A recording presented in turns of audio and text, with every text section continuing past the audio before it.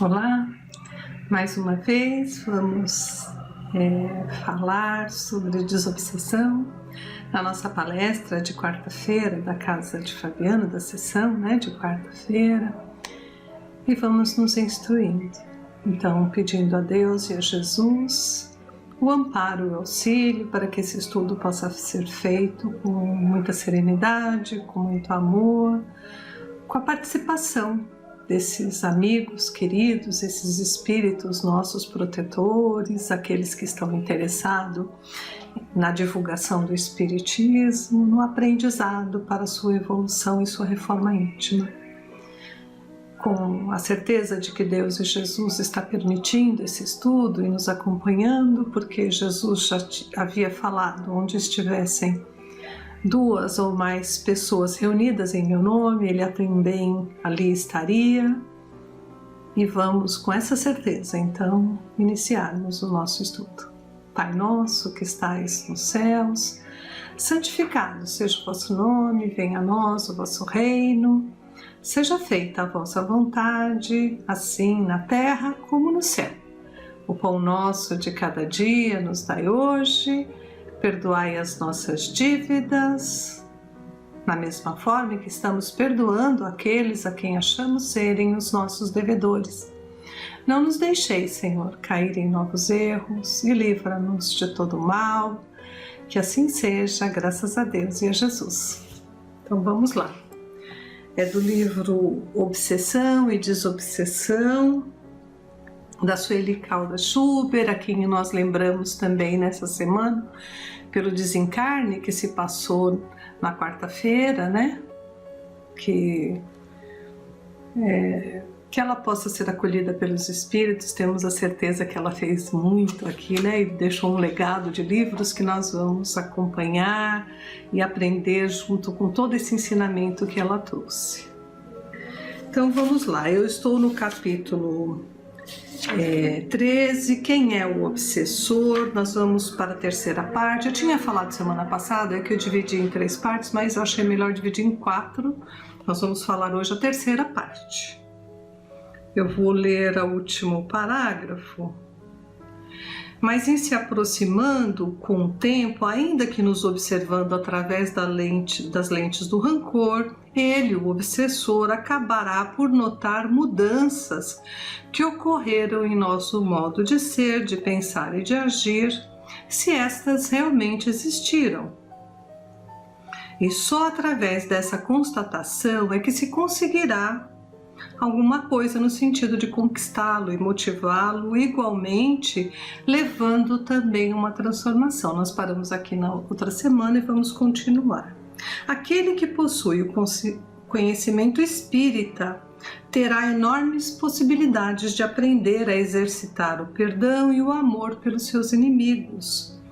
Tanto melhor quanto mais se lembrar de que o perseguidor assim se apresenta, pode ter sido levado por quem hoje é a vítima aos sofrimentos que deram origem ao ódio e à vingança. Desde o começo desse estudo, nós estamos falando que o obsessor não é um estranho, é uma pessoa que em outras encarnações conviveu conosco, nós magoamos muito, E agora ele parado naquela mágoa, naquele momento de desavença conosco, ele vem nos observar e nos cobrar, É por isso que é tão necessário a gente fazer o bem, a gente não ter mais inimigos, para não ficar com mais obsessores em próximas encarnações, Todos aqueles que a gente ofendeu, magoou, nós vamos ter que reparar um dia, O obsessor é, em última análise, um irmão doente e infeliz, dominado pela ideia fixa, que chama monoteísmo, de vingar-se, esquece-se de tudo mais e passa a viver em função daquele que é o alvo de seus planos. Ele esquece também da vivência amorosa que nós tivemos, que para ter ódio precisa ter amado muito. As pessoas que a gente é indiferente, a gente não sente nada quando, mesmo que elas queiram nos ofender, não nos atingem. Mas aquelas que estão guardadas em nosso coração, qualquer movimento, né, de desafeto, de desamor, de falta de gratidão, de ternura, nos atinge muito facilmente, não é assim? Então, esse obsessor é uma pessoa que era muito próxima, amada até por nós, né? E alguma coisa houve que nós esquecemos através da encarnação do véu do esquecimento, o bendito véu do esquecimento, porque senão a gente não conseguiria nem conviver nessa encarnação agora, né? E vamos então a todos aqueles que nós sentimos um incômodo, um desconforto, pessoas que nos tiram do sério, pessoas que nos irritam, né? Nós sabemos que ali nós temos alguma coisa a resgatar, então vamos mudar nosso comportamento e trazer essa pessoa para nossa amizade novamente, tentar reconquistá-lo, tentar fazer de tudo para amá-lo, né? Quebrando esse ciclo de desamor. Então vamos lá, ele vive em função, né, da vingança, esquecendo de tudo o que foi de bom que a gente conviveu, né? E esse é o alvo dos seus planos. E na execução desses, o seu sofrimento ir-se agravando proporcionalmente às torturas que venha infligir ao outro, o que acarretará para os seus dias futuro pesado ônus, do qual não conseguirá escapar senão pela reforma íntima. Todo aquele que para se vingar, né, se afunda mais, né, se tortura mais, e aí um dia vai ter que reparar, porque o nosso caminho tem que ser do amor, não da mágoa, né, não da tristeza, da infelicidade. Nenhuma etapa da sua desforra lhe dará a almejada felicidade e alegria, nem trará a paz, porque tanto anseia, pois o mal é geratriz de desequilíbrio, frustração e insuportável solidão. Existem obsessores de grande cultura e que por isso mesmo exercem amplo domínio sobre espíritos ignorantes e igualmente perversos ou endurecidos, que a eles se vinculam. São os comparsas de que carecem para a execução de seus planos, estando sintonizados na mesma faixa de interesses. Os obsessores, entretanto, não são totalmente maus, é preciso que se diga, né? Nós já falamos, todos somos irmãos, criados pelo único Deus. Só existe um Criador, né? E nós somos as suas criaturas, não há outra forma de ser criado. Deus, que é toda bondade, toda justiça e amor, não criaria uma criatura destinada ao mal. Mas somos nós que fomos criados simples, né? Ignorantes da forma de não ter o conhecimento e que vamos permeando através do nosso livre-arbítrio, fazendo as nossas escolhas. E aí permeando mais a estrada do bem ou do mal, depende da escolha que nós estamos fazendo. Então, os obsessores, entretanto, não são totalmente maus, é preciso que se diga. Como ninguém é absolutamente mau, são antes doentes da alma. Possuem sementes todos de bondade, recursos positivos que estão abafados, adormecidos. Obsessores e obsediados são assim pessoas como nós. São seres que sofrem porque se desmandaram entre si, são carentes de afeto, de compreensão e de amor. Seres infelizes, para os quais o Espiritismo veio trazer o consolo, a esperança de uma vida nova de amor e paz. Para eles, toda a humanidade ecoa a amorosa assertiva do Mestre: eu não vim para o justo, mas para o pecador. Nem todo obsessor tem consciência do mal que está praticando. Existem aqueles que agem por amor, por zelo, pensando ajudar ou apenas querendo ficar ao lado do ser querido. E com isso, consegue, né, às vezes passar sentimentos de muita tristeza, de muita aflição, de muita angústia. Quem tem mediunidade sabe que tudo isso transcende, a gente acaba captando esses sentimentos, né? Por isso sempre a prece, sempre o vigiar e orar, manter o nosso pensamento em coisas positivas, tudo isso vai nos ajudar, né?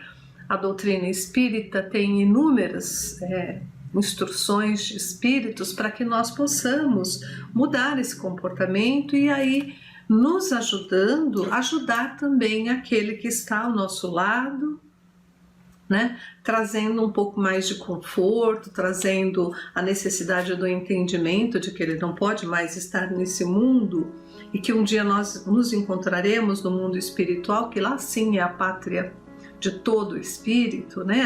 A pátria mãe. Vamos lá conversar. Aqui a gente está em missão e toda essa junção do espírito, né? Entristecido, enfurecido, ciumento, tudo vai passar para a gente, vai trazer aqui um desequilíbrio, né? Então, se ele nos ama, se ele quer que nós possamos vencer, ele tem que nos ajudar também, voltando ao plano espiritual. Lá também tem locais de estudo, onde ele vai poder ser ajudado. Tem as familiares que já se foram, não é só a gente que está aqui que é familiar, né? Existe toda uma família espiritual também no plano espiritual, onde ele pode ser muito ajudado, né? E muito esclarecido, escolas espíritas, ou outras religiões onde ele se encaixe melhor, né? A boa religião é aquela que nos faz pensar, nos faz progredir, evoluir, é onde a gente pode ser melhor pessoa. Uma religião boa é aquela que nos melhora, né? No sentido de ficarmos mais perto de Deus, de Jesus e do seu amor, conseguindo amar o maior número de pessoas, né? Então vamos lá para o Livro dos Espíritos. Eu trouxe o capítulo 9, Bem-aventurados mansos e pacíficos, o item 4, né? Injúrias e violências. Ele fala, bem-aventurados mansos, porque esses possuirão a terra, bem-aventurados pacíficos, porque serão chamados filhos de Deus. Ouvistes que foi dito aos antigos, não matarás, e quem matar será réu no juízo. Pois eu vos digo que todo aquele que se ira contra o seu irmão será réu no juízo. O que disser a seu irmão raca, e raca na época era um sentido de desprezo, né? Será réu no conselho, e o que disser és louco merecerá a condenação do fogo do inferno. É de Mateus. Capítulo 5, 21 e 22 do Evangelho, né? Por essas máximas, Jesus estabeleceu a lei, como a lei da doçura, a moderação, a mansietude, a afabilidade e a paciência, máximas, né? Estabeleceu como leis. E por consequência condenou a violência, a cólera e até mesmo toda expressão descortês ao seu semelhante. Raca era entre os hebreus uma expressão de desprezo que significava homem reles e era pronunciada cuspindo-se de lado, com nojo, né, daquela pessoa. E Jesus vai mais longe, pois ameaça com o fogo do inferno aquele que disser ao seu irmão és louco. É evidente que nesta, como em qualquer circunstância, a intenção, né, com que fez isso agrava ou atenua a falta. Mas por que uma simples palavra pode ter tamanha gravidade para merecer tão severa reprovação? É que toda palavra ofensiva, gente, olha lá, toda palavra ofensiva, pejorativa, né, que maltrata, que magoa, que exprime um sentimento contrário à lei do amor e da caridade que deve regular as relações entre os homens, mantendo a união e a concórdia, contra Deus. Então vamos lá, eu vou repetir essa frase. É que toda palavra ofensiva exprime um sentimento contrário ao amor à caridade, que é o que deve regular as relações dos homens, mantendo a união e a concórdia.